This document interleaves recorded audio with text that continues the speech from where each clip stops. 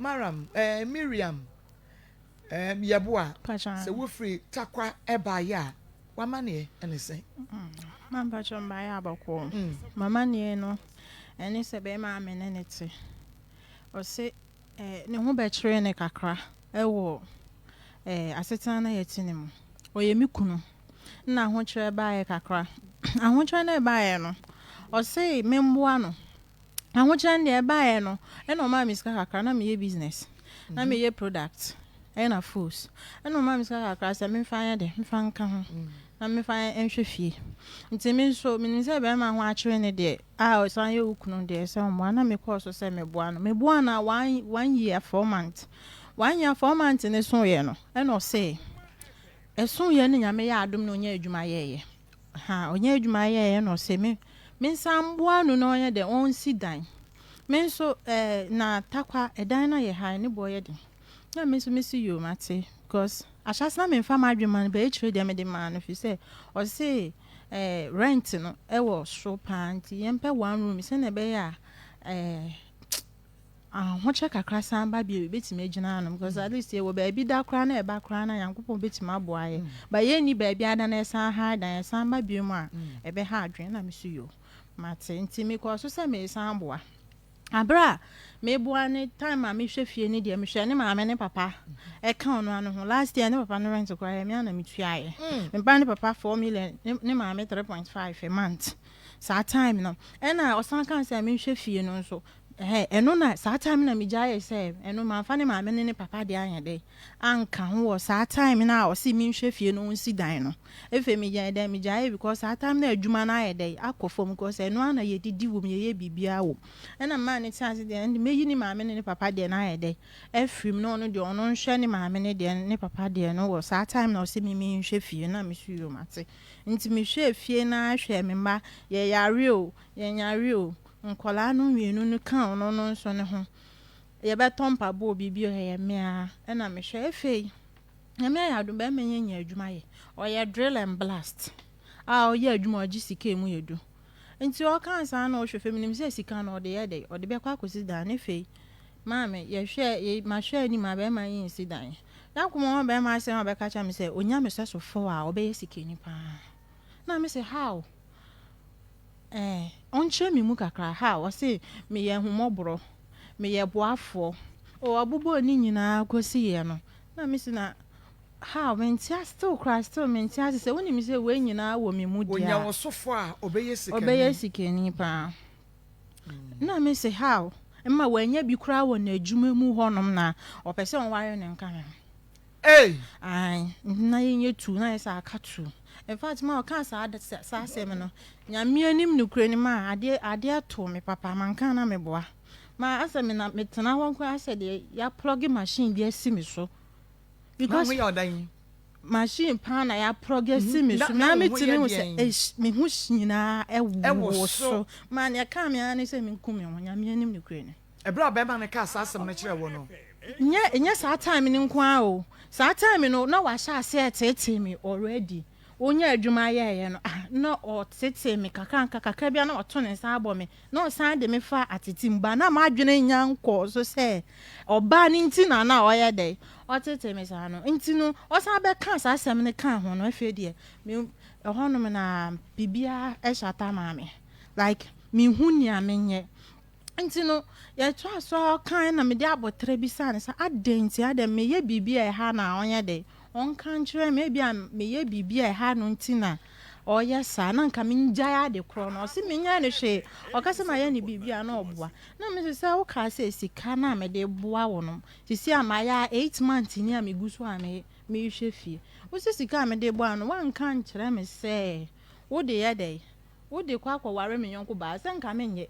me yonko ba ne pewa on fa ono ani sika anya de emfa ma na kwa ware no na wo me da me se me hwe fie na fa kosi dan na chire wo san be ka kire me se wo de kwa ware me yonko ba ande ye nsisie because ala nkan ni se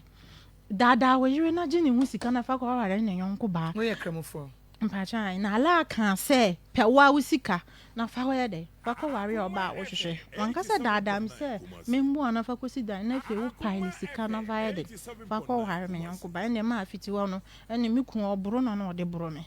adena maka na asem eve me fair girl no any on the fair girl no mani me ne kasa nti me nya girl ne number me fair girl na ade nti na ma fair girl that do no po me ma me dimiti e boda ma ne hono ye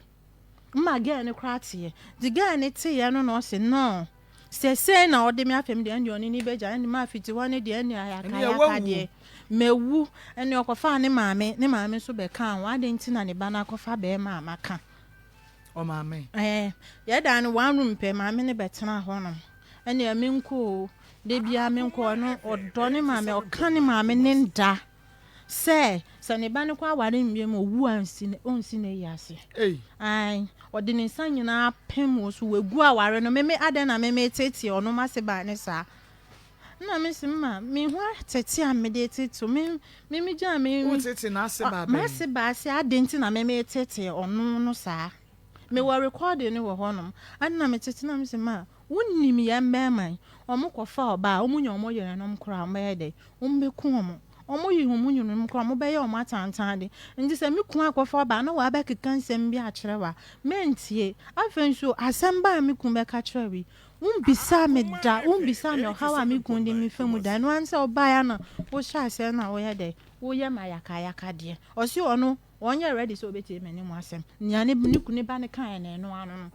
ono me ma mi mu ndi machi no ono su kodi ni ba na chi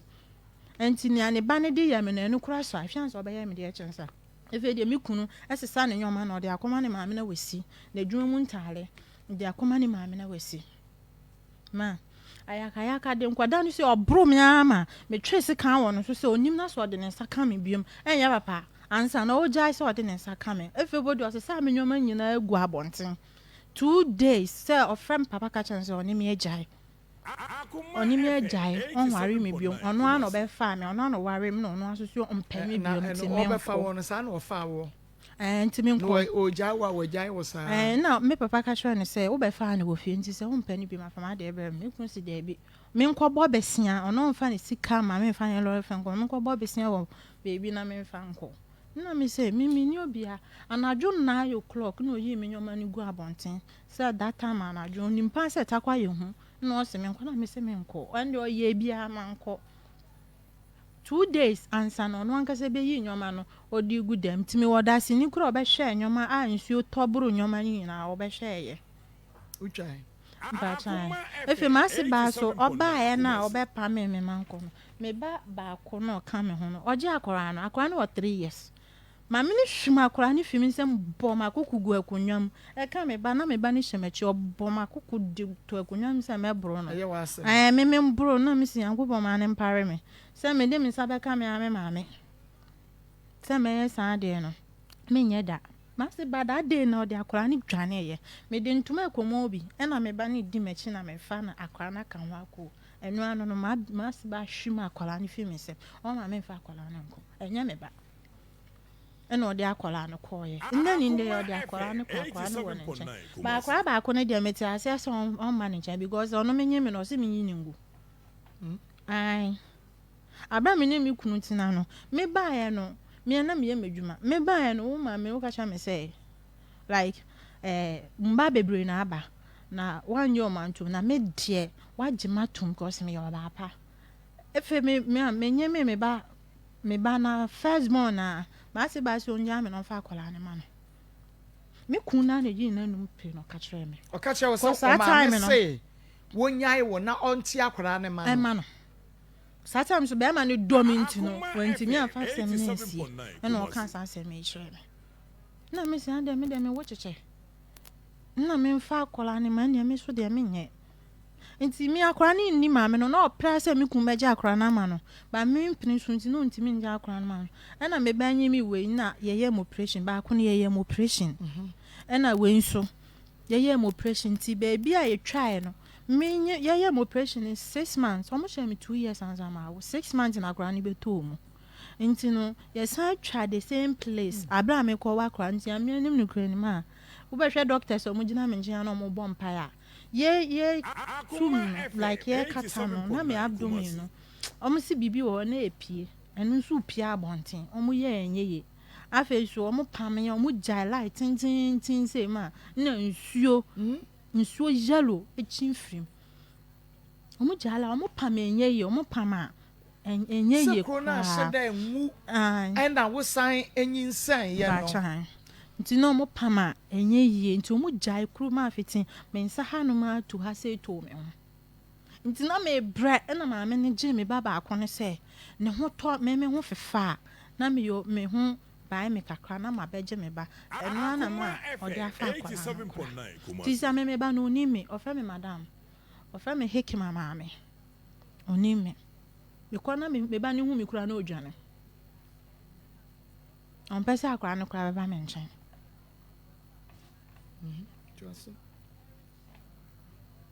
ntima ti se wa yi me nyoma egu abonten o se me nko na me ma twese kan wo no so afa ezo me si me gu me ho enti me si me nko na me se me gu me wa tete a wo no ma me mo tete me no e na me mpe afa wanya adwuma ye wo sisika wo de ma me di share business ni mu no wo koje wo ma me ho na wo di mimi din na to so nti mimi ntua me so sika me di sika ni nyina me de boa wo na se wanya adwuma ya me se na si da na wo koje sika wo ma me wa beboa wo ya na wo dia pesha wo ya adwuma ma wo se wo di midin na to so nti ma me ne da me sa wo mu nyina e da me ka that time no better da me fa ni sika ma na nsa wa kwa ma fa ma na onko eni atete pa ma ya me nko a na je me de nka enya me ma me ne me papa mo ti asidi anka me nka ho bi because mo ma me ye ha pa ne mpo na ma ye kese kakra na me fone pa omu hu mi nyina ade adase me so te pa Mama or the me fatty team na mama ne de on the fiti dey one wa tete mi yes I don't know by wo kru mama kro ya na ka cho say e ma aba ko nyina wo na o pene so so wo ne ba be ma ne betina na afi say na kra o hwehwe oba na nka we jame sana de no ko because de ma mi hunu ni say ade na ma wo na wo si on je akola ni ma nti mi kunu ko ya me hu ade ni mu ye den pa and the same obi aya me ho ade first day aya me ho ade ma me kun ne ma me say ni dem na ye me di honeymoon me kwatena me kun ma se ba ni dem for 2 months Akoma FM 87 ye ho ade wie ye wa se ba se ne dem na mu me di de honeymoon sine dem na mu ko ye ni kun ne dem ni e no so ne kun tu ekoda hene ono ni kun ni wonti one room ono kwa na da wonti ekoda ne nchen for 2 months wo free ni dem wo na mo da wo na se wo ne wo ba ni wo kunu ne dadan ba ko me ne me kunu dan pa so no da fo na the sabre no ana be ma no koye wo ho ade no na be ma no wote he ya wa ya dan ya etim otakwa ya wa ya dan sana wo ne wote kakra nsa wo koye wo ho ade ona me tena ma me wo one me fan be wo 2 yo to so 2 no be gina so ye me ho ade ene na ni mu be kra ne wo we eye dada ya enti honeymoon be ne wo mu a mu jai momo dan ne ho na akwa da wo no ne dem ena mato mo mu die ni for 2 months mama die enti na be ma no so se de na me ka cho me kunu se ade enti na o ya de o no se mi nim ne ma me enti o se na me nye ma no ade wo kunu wo shakakra na 31 years ena wo so me 25 years okay me dia menti ase ne se we nye like wedding unu be ma ne da be ma ne hunu woda ena mo akwa na mo kope baby akwaye ho ne mo no akwaje mo ne mo koshia for the first time mo te dada ena wo ye wo ho ade enti ane mu be ne wo mu se wo be akwa tena wo ase dem wo ne wo kunu na mato mo dan ya na mo ti mo ne mo na wo ne wo kunu ne wo ase nyina dadan ba ko se bi enti sana te pepe mama ba ma me just on person ne ba no kra ba tata le kra de ache me my first day that is last year ya na me pa ba ma icho no to abaya 3 ma me no ko ka cha me so abaya Akoma FM 87.9 kumasi ono nso a wo sha atale ono no pese on chusu atale a ho be she ono a onto bado no be choose bia ma ojidi me na me ka jama obi a wonto atade ma ye so ono ntumi nkire wo say shewe ya na shewe ma me dress say yo ene na ma dress say me wo be hu me na ma sha atale na veil egusu no won e kata me ho atu me na ya say veil ka se pa tintin ni bi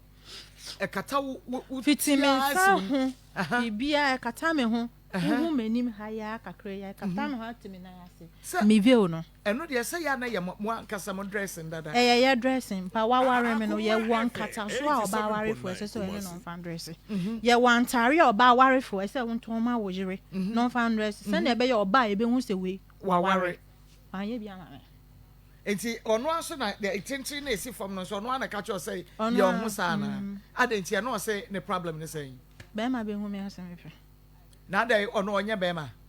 wa hu no say wo pe sa no say enti se no aye ninja e na anam ho a e go be hu no ase wo pe tima sisi ana o si oni mi ajai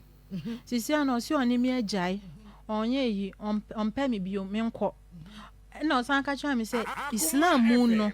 be ma say oni wajai a oni wajai oni wu ni hwe ye bio ono ana tu na num to ka cha me ambre bi me ko no ho cross oni me nda bio ono nya dia oni me beda bio o si oni mi ajai no eno ano no enti afen susu a ono susu a ono say enya ade a ono no be ko so oni mi ajai na waboka enti no se me se me nkode a ende obetete mia na me ko sa na ono ka kire me de ode be ya me no mia na me ko ende oye mi bi pa ede ne de no de ye apart from eboro no ede ne de biem Akoma FM 87.9 kumasi na de achi afen so oni maduane ba wo bo akohoma akohoma onyi chop money ene ne ba na be yare o mia nso na me yare o na aju nyina na me yale na be ma kura ni fie that very day no kura me yes na oye nyina me mfie no that very day na ma me fie no na de owo ni nkwa ho ene ma me fie ma me rane sa even body na ma yembre me amitimi hu se ma yembre ma nkwa mewu ena me di fie me ken na wakwaje egu ne mpana so ice cream be 100 cedis na ne mbure na ehye ne bag ya wode koma na mpana wa onina kwa akọ pie akọ enjoy na receipt na kan na eyim na oba beda na se no a receipt ni enchro so asumese koto ice cream na ne mpana so wan twere nguso e bia na ode ma ankora bi woni ni fie ne ma me ne ntia ma me ka san so oba na jo be tu ni mu ana jo tu nso akwara bia ni ba bia ana afa nso mi kun mi ni mu ice cream pompe sugar de ompe tell me ka so to man kura ompe be tu anaju be tu mama sana enya na jutu no okoto ice cream no okoto na no pa wi anyu sa ice cream de to na no nti ode man kura no e na na de she 87.9 kumasi nti ama me so me ka sa ne se ofifie anapa okọ ejuma be 4 o'clock 4 o'clock no kofo ne bus e no kọ ejuma ofi ho no be 7 to 8 no ma pon ena wamba ono wamba fie ni bag na adwuma mu ntade nyina ahye no ena wamfa amba fie be 2 o'clock ni mu enti me sese time odi fifie a onhye akola ena time odi pon wa adwuma no nso a eno nso 8 o'clock akola bia eni abonten 8 o'clock no ayimbre 8 de ko de akola bia ye de eni abonten enti ice cream na akola be na akola na ice cream ebro 100 cedis or the assembly if you or the police station say me ni 10 million a receipt na we you know me yi receipt no na me yi scanning kai no nyame anu na ka say 7 million am say na 10 million no ko spend e won again no e ka 7 million and na me fire and adwo na me wu no and na me fire and na me di bi ye de e ye lole fair e de ba me papa wo say na be ya me ho beto me because me dawa no ma mewu onfi me yare a onfi me ono already no dada na me yare a so hu me mpo me yare da ho no na be ma be bom say me nkwana me nkoye aduane ma no na nye ona enu aduane me na me continue me ka time na ntokwa bia mbae no say me yare pa be me be hwe me say me na me ye na yire say na me hwe no no nya sa bi na me kun no ye no me yare a kwa kobọ me oba be bom say me san kran nkoye aduane ma no me yare a se aduane no kwa hye fridge no be ya hye microwave mu keke heat no me kuno onye me a me san so dey be heat dey man I don't know but sana mate no yes musum no mema no omoye that way man ye bibia what man say like some supported by any man maybe no feel so we your ba when I was away say no much here ntisa ma omo na omo de abasha ho na ntisa but I had omo practice omo ye pa dodo na aye but enya sa na ti okay me ba yo me gu abonten be man you ne ma to agu abonten for 2 days so on me ntana bi na wonu won tram bi ma sa kwan no so ne ye sabre no a sa ne ma we nyina start ye no wo bo wa wo fo amane ba cha no mu nyina ni ono kra ono no frame abusuafo no ka che won so on me ntana bi wo frame papa ka che won so on me ntana bi na papa se on fa me mbrafi on fa me mbrafi no be fa mi wo fie okay ono no se ono no se me nko amembra na papa se da bi e se wo na be fa ne na ode ne banti wo aso fa ne bra wunya won so amaniska na oye de ombra na bra na ba ye de besum no na tena ye de hwe wo mana ye de tena we bi na papa ko se wo mpani bi ma ye de haidan na fama ono ne nkola no na hwe nkola no na sum oba no kama na ho ye de ento ento you niam agu abonten sa no se hene na woda oyi me nyoma ni gu abonten me kom fada ho okay me kom me fa so oye sign ben na say ni 2 weeks 2 months facha me bosumi mienu ni facha o mfi yo man kwala niska enkra ni na wo ho facha enkwala no ba baby ni no wo menche ba ko ni de ma me na je no enti woni ne wo mienu okay baby ni na wo menche sisi ama ba ko ni de ma me ne de o se enye me ba o se ba first one in your ba mu ko wi an free hospital na say sebe me pesima no bepa me pesima no bepa ti ma me fo ka ko ne ba wonyin say ye wa ehunu ohunu ana ne baba ma na nyem ye ana ne baba ma ne be ma oba foforo nyem na kude yaji akora ne de ma wo na atete no ma pa chance sa me ana me nyema akwala no nti si den oji akora ne se nye oba woto akora ne twene ne so ana na nto na ntwene ne so wugidi onu mom ne hwimi akwa anfe me se ebia na woni ne baba ma ne ntokwa ne nti wode wani bre ene wabufuo ne woyaw die nyina akwhye akora no so na bia wugya ne ho ena okofa ne nana mba cho da bia no operation ena oyawa na me fa operation ni mu no ena ma ne je akora no se sabre na akora nya sen so sabre na akora no 1.5 year 1.5 year okay ena oje akora no yeah oba na abema oba okay na de waji akora na wo nko wo ma akora ne mesra wo ena wo nso wo nkɔhwɛ akora no me mom na me kokɔhwɛ akora no eti eside na akora ne ihunu se wo ma me na wo me no na me ntan kofi se akora no na o mo kyerɛ bibi se ohumi a ohunhum animu a o nani nka ne na na ne nkyɛn nti me na me ntan kɔ hɔ once bi na makɔ ba me kɔ nso a me ba ne mpɛsɛ obɛba me nkyɛn me ba ne hu ya no dwan ketwa na wo hɔ no no so wo fie sɛn ono no wo 2 years sisi ono wo 2 years na sɛ ne wo ye no a call na nimu kakra na obetimi akofa wo ba yeah we no hu fifa ye no metimi akofa me ba no na be ma ne mani tiri so o se me ntwen o si dan ni wi a na mo man kwala ni nyina ba na nkwala ne ba na ho kyerɛ ne ade na me so ma me so mete na se ade minim sana mo wo single room na ye room a enkora nko because ye no ye ne papa mo tie nyina no saa bra ne ye nyina ne dadan ba ko enso na ye dɔso pa enso ne ye nyina na ye single room ye dem nti nkra me no de mo ntimi ne wo mo na mo adiem ye betimi pa so de abema ne kan no na islam no be ma kasa na wo kasa say ya na se wan fo obu ama no nti wo be yedi yo enti brebe akra na mu ne de hen na wo se wase ba ye friend say adiata adiata oye da gomba ne okay enti nkra no mu de hen na wase adiata e ka che se ko yitugo no mpa sho third second first born or second born kitwa ya kitwa wo wo nchen yo wo menchen e no ka che se ko yitugo no se mi ko yi ade sa bra ne na ho kyera ba enti edi etira ma na ka che se ko yitugo samba mi ku ye man o man yo do na blast enti obesi mo san ya ono be ka che se ko yitugo wa bra wa wu kunu kran kan che se bi a aho kyere wo fie adwuma asai enu ti kwode ko yitugo se de na wase besi mu sa man patrol de tene se won kan che me straight forward o frame mi kunu abra na me wo ho e na o ka kire ne se onyi akola me yenyi akola ne ntungu nti ona mi kunu se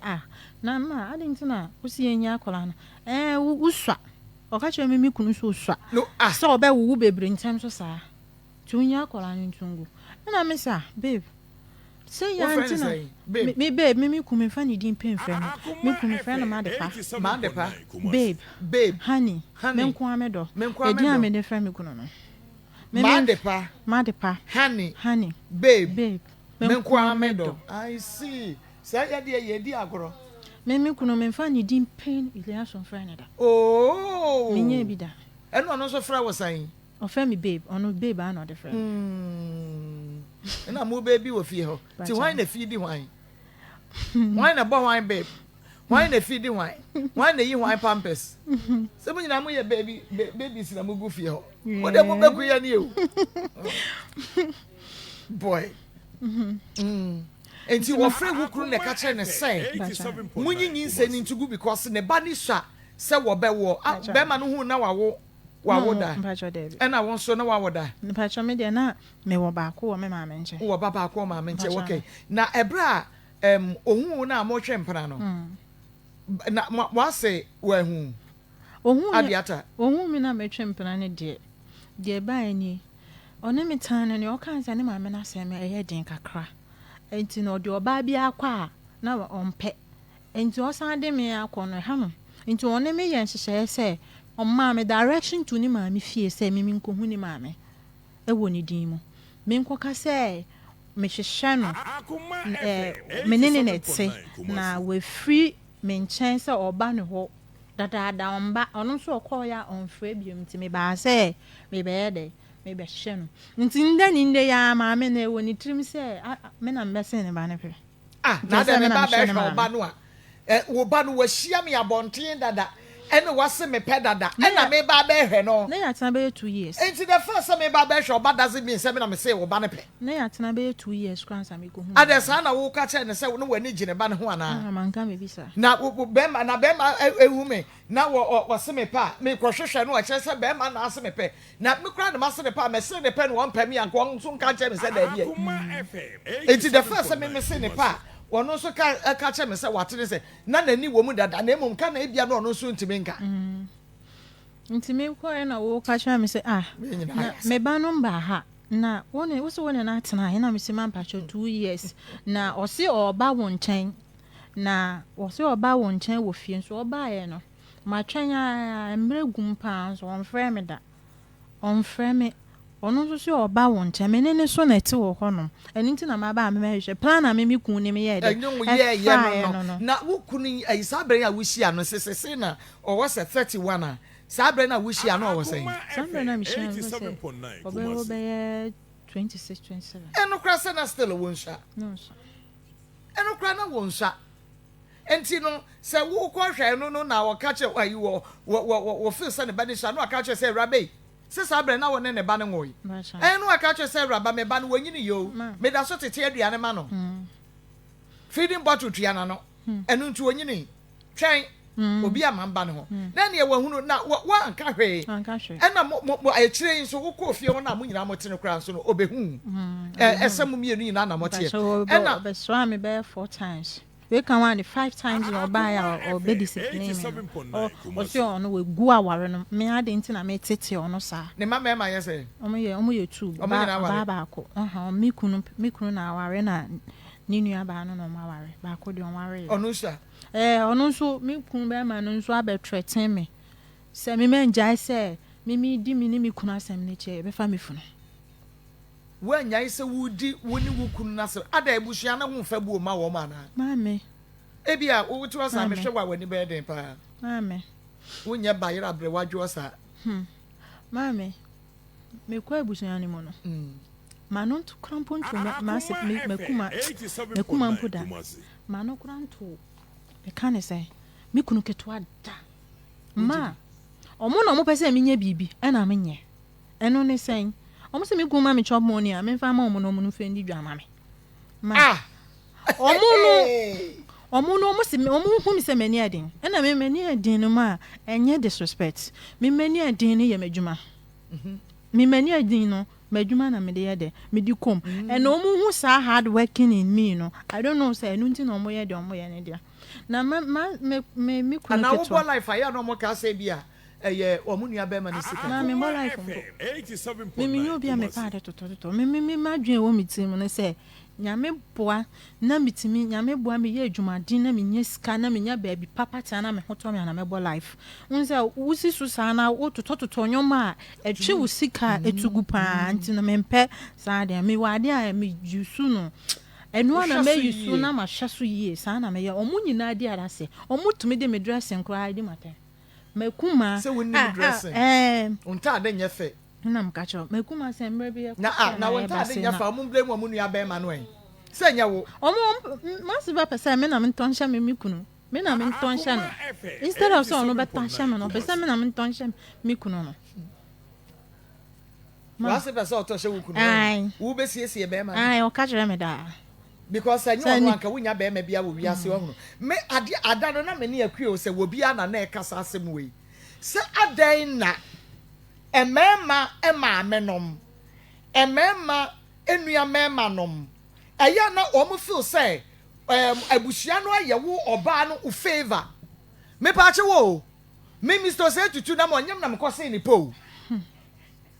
enyam me se me na me ko tata no ena me ko say ni padi a wo say yes na wanyini ne ho abo ne ho so enti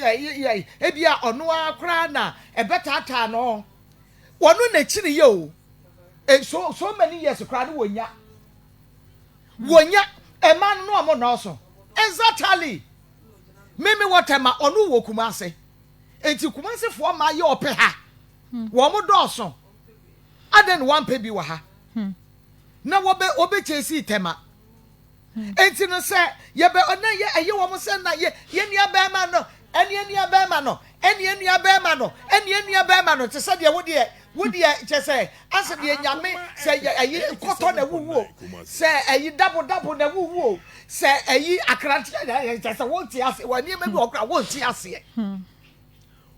wo mo na che se enti no you people should value us because ye na wunu ya be ma ne pe en wo be fa ite so wo hu bibi e wo wo mu enti no wo be fa wo no enti value de wunu ya be ma ne value ba me fo no o mo wo ma mema no mo value de mo ma mema no pe ye wo mo value ye wo mo do because o mo nim de ade bre wo nom wo mo na pe ma no nya ma no na pe wo nom eya na no so krade e be no 87.9 wonu ne hu so wade we ye ma no do so wa twe mpra twe wo fa we no akofa we wo fa we no akofa we wo fa we ewi a kire no no oba settle on you we wo no settle ye wo se wo no wo pe because wo hu bibi wo mu no correct eti e besa na ise de eni mi chi baako ma me kunu wo hwe no na ne ho nya fe tata de ma no to bossa shots ma no to mpaboa ma no fa ne kosi ayi barber shop kone koyi ne ti ya ne ayi facial treatment wananim na entoso no anya fefefe na wonante na fu ani pimples nante ho na no crap o moto mo kankan nante won to hwe ma to bi ma no no fa wo fa na moto me ma se bad catch me kunu to ayi breastic fedju kwa ye ne so ma no imagine ye nyina ye fa busuam ye nyina nipa na wo yen abusuam we value abusuam we de na abusuam we value abusuam we de na wade ne nkọ kama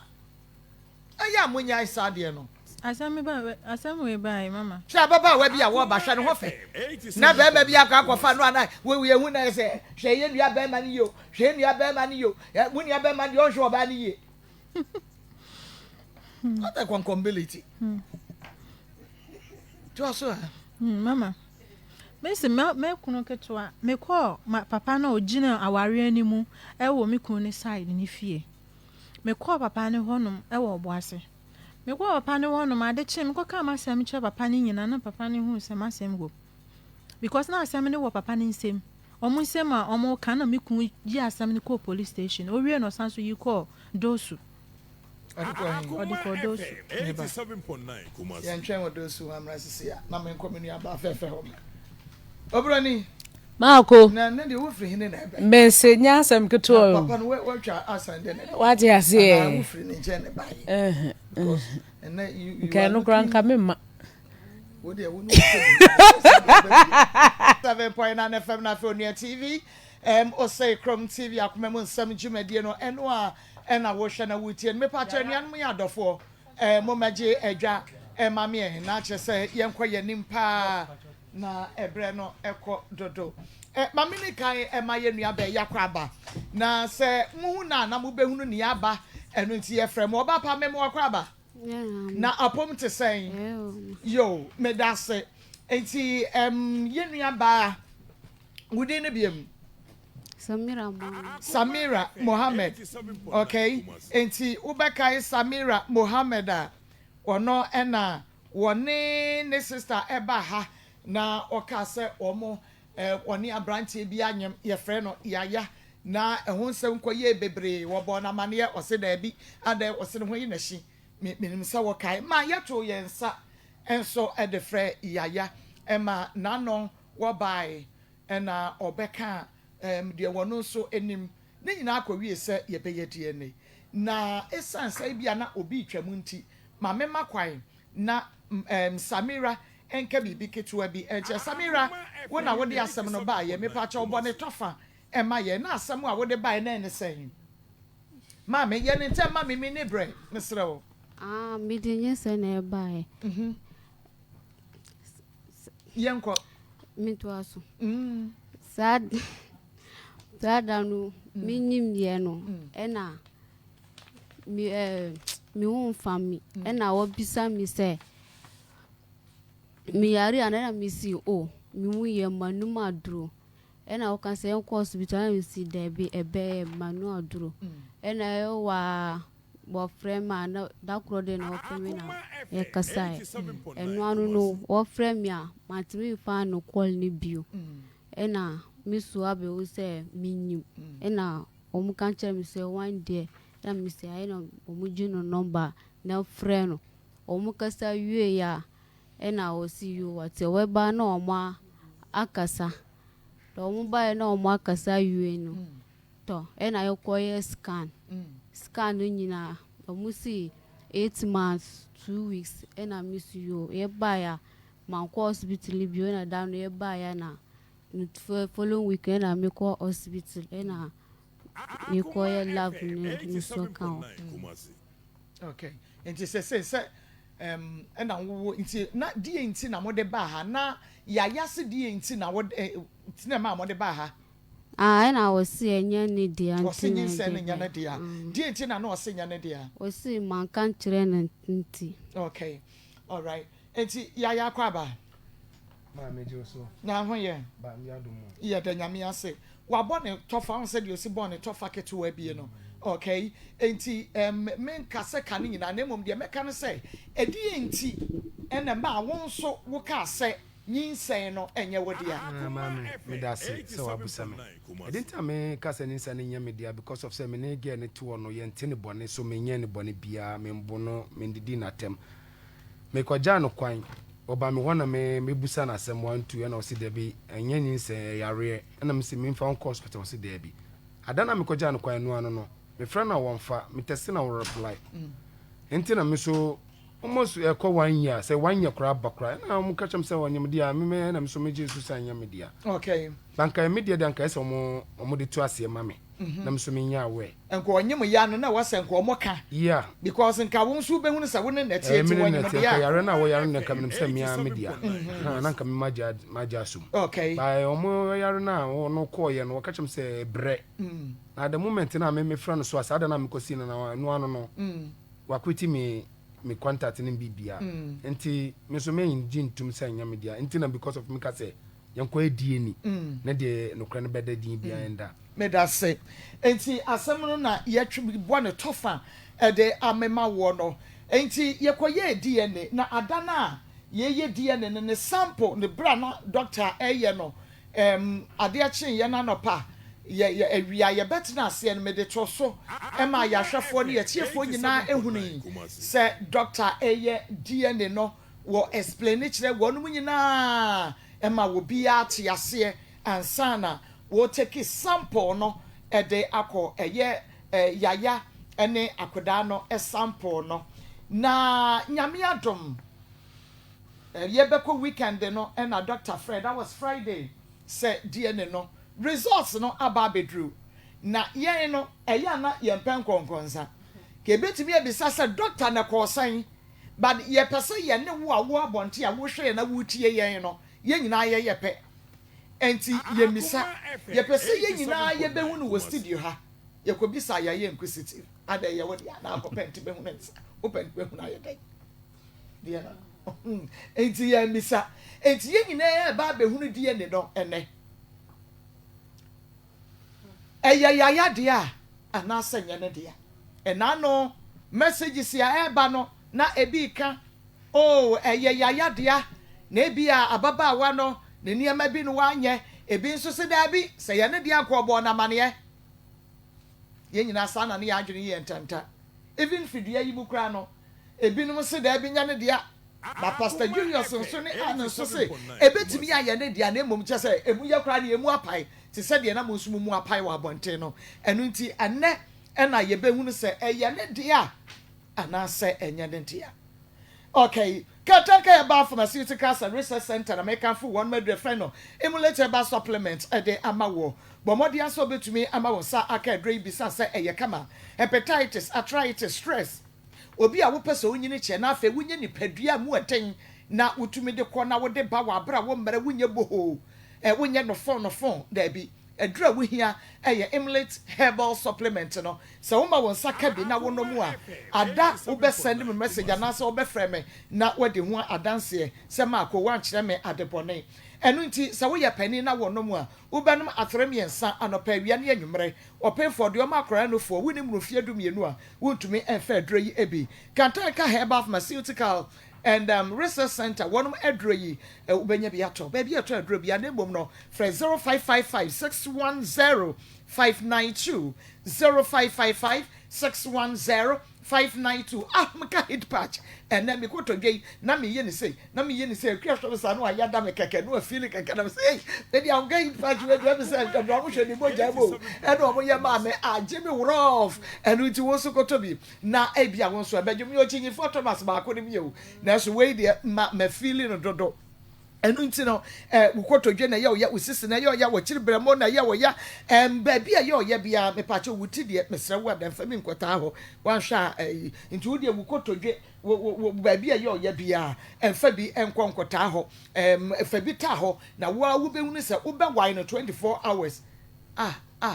na ye adwuma e de amasronko enkra origin chemist AD pharmacy takraze ebuakwa pharmacy Kindex pharmacy Asante Alpha Zio pharmacy na Jaspers pharmacy Parasia pharmacy dan Pharma Limited Tema Malarigo pharmacy na fe Western pharmacy bomadi na friend 0599 802297 0599 802297 o ba adwuma anankora ni ko school wo da ye wabre wentimi asore ntem mesa wo adanya fe na abaye bibi chenchenche bi di ama wonom eye home sweet cereal legume mix eno ne yeta friend Tom Brown mpanifo ho enkoda ho se mama yen sape 3 minutes ubon say wo di si so na aye ready wo do nchene kakra bi asom no waka wo wia wo do asi kire ne mereche wo di agum bo na ye ready eno no na abusua no obi ani bi Poco trading kajetia Dr. Mensa edum PZK odu akofin so tano so na fe atonsu ubenya bi ato fre 0246697358 02466973 58 na fe yenko ba chefo ba no wase yare wanyina bedwane mesa wada akwanya akwanhia bi mre bi wampen wasemanka ema sese no asa fe na wono mpenu no wokoto dwane no wosisi no ne wo hona mesa wada tedompenu mu buya wo de bomode anafa kwa GhPage center wokoto dwe ujepe ba bia wonsa na ehwan fani na akwa GhPage center stroke ena fe yade enkaye ne de wo bia wakọ ba bia nim asema mekai aposi fon panifo ne di no ho dance fa stroke ho ne ya nso die ne ho adanse die afanka se mu yade ho enu tu wo bia ha ho ko GhPage center na wankasa wo free wo mra na de adanse die na eba kumasi atonso agogo obiagogo hospital no fra 0244988004 0244988004 na ema wonsa enkebi doctor mama ma wakwa aba mami mejo so na pomote sanio acho nyame hadom na so nyame adom me ho ye papa wadwuma we di akoko odura adwuma enti aframu se ya mu so de dako obi di waso se wam ase wo kra na ye machine no wadwuma we di ehu ye kra ye di yin fa no results no are you ready? Bajan. Are you ready? I ready. And why the crowd way? And you're not some can say, Mamma, so I must say, once when you go shake in answer. Once one in a pie white. One in a pie white, no, you must show. But Mamma Kuraba, Mamma, and I don't sort of know. Mamma Kuraba, Mamma, na Papa. Once what you want, you know what you call. Also, what you say, Bibi, how one eye. We are sure. Baby, I perfect. Yeah, we did. More than some pomp pono. Ayo, no, you have a hard to pabrati, what I say. Now you might be the Doctor, Mommy, my for the material for will be a crado. Now, one cast your see I and your cassia be a dear na, ye bay. Wake and why ye me, you know. Mawanon quay. Na na anya de na so dwonso de ana me kwadwonso bana e bia don konu aname yen kwa yo mommy you da support from MMA labs and bibinti doctor ntimi amanti o se emeji na mumma no ti ye wa ha Dr. Ivan Stremene sumaye okay de ye be kan so no an ba ya nkasa pepe na obeka ha na afin so ye cha wati efuo nyina so de me ye no an obeye no yen kwa ye cha akoma ti efuo nyina ampa mo frɛ sɛ ye me take sample ye bae na nyame adom results number Auntie eye copies miensa wɔ ha mema oba kona mama papa no so ba ko okay ni ya pa de hey easy okay ya jene de moto mo za frɛ MMA labs no ye koye nhwehwemu na nyame adom report number aba na eba nso a mo aye ne mienu pɛ sɛ wum ana sɛ enim enti ye be start no ye take example ne ka kire papa no sɛ eba de ewo mu bia no onsum emo ya soro wesiri osi wonsum enti eya wo di asom ono age atom di a de be bia no wasom dida ti medical kan brofo wia na brofo no de mesira wo ko no chi dialect me ka brofo no wia me de be ko twi pepepe se de atiefo no bia beti ase enti the probability of Yaya Yusuf being the biological father of baby Rashid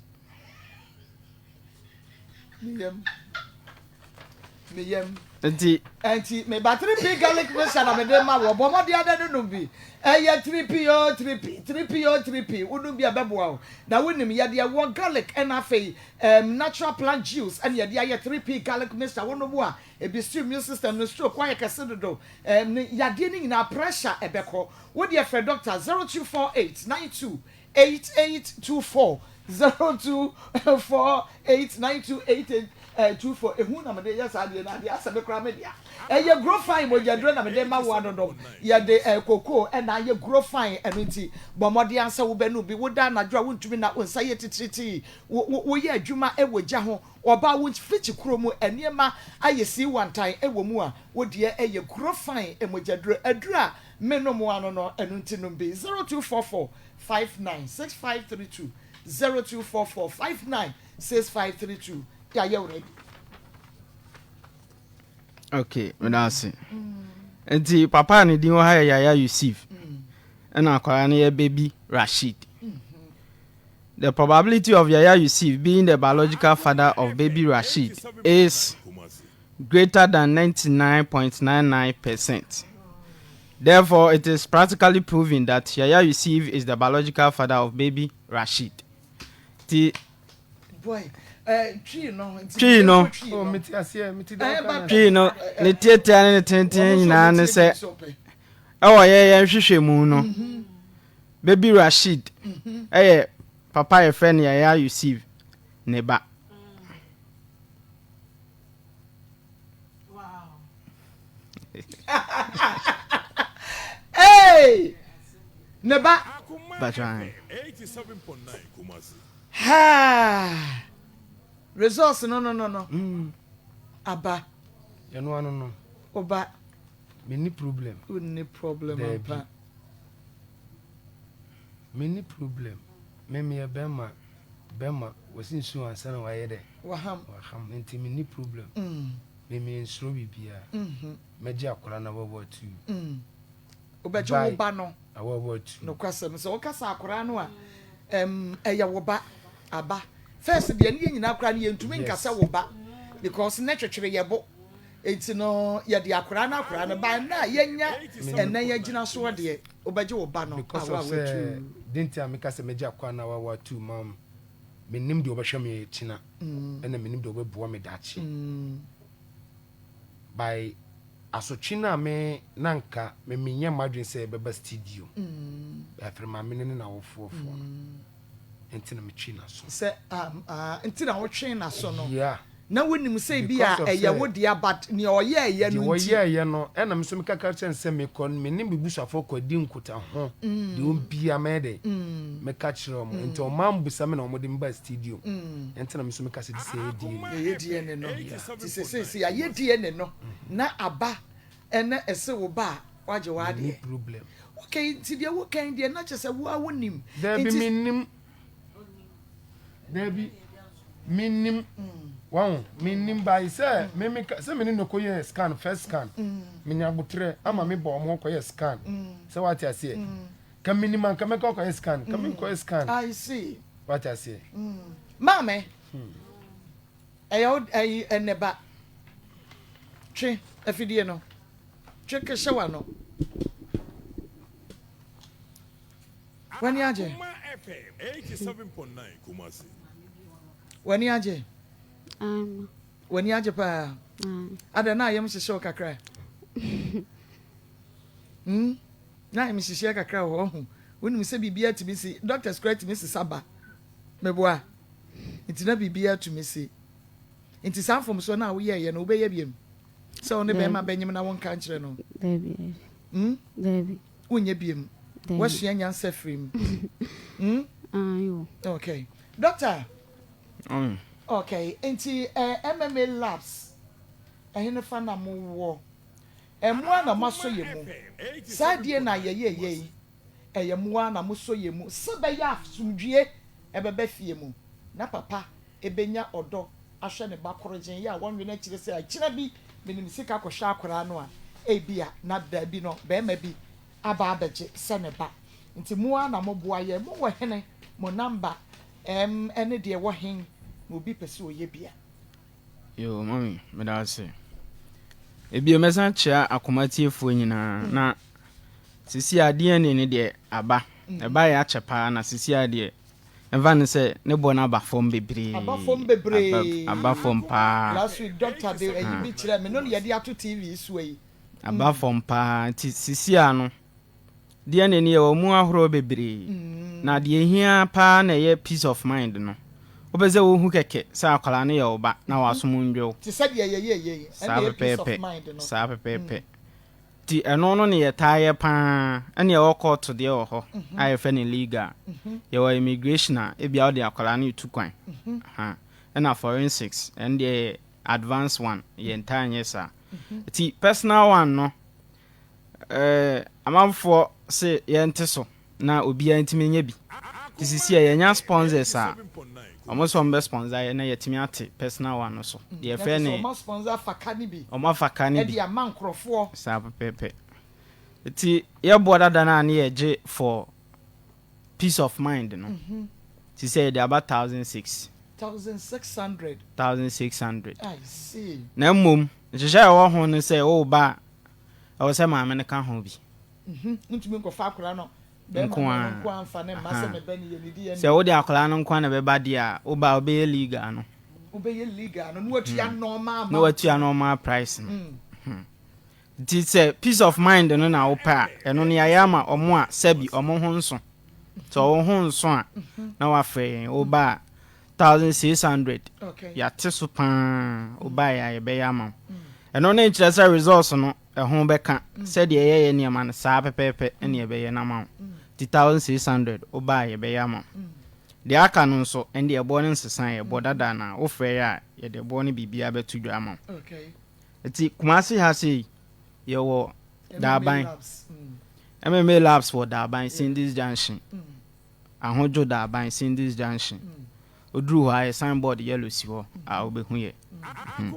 ye wa Accra nso Latabi Okoshi Road also your office kese ba kon ho e na ofanko e na doma hinko aside these branches no ye ne facilities bebre e ya adwuma omunya die ne omofra ye ne abeteki ti across the country no so your facility and now your head professional now person one ye a partner for DNA and also fair ye be yama now what take sample na my sample ne pe na obetimi ateki enye obi akeke na obetimi ateki sample am just omo aye de omo fa training mu ti so your head professional now your head facility now person we DNA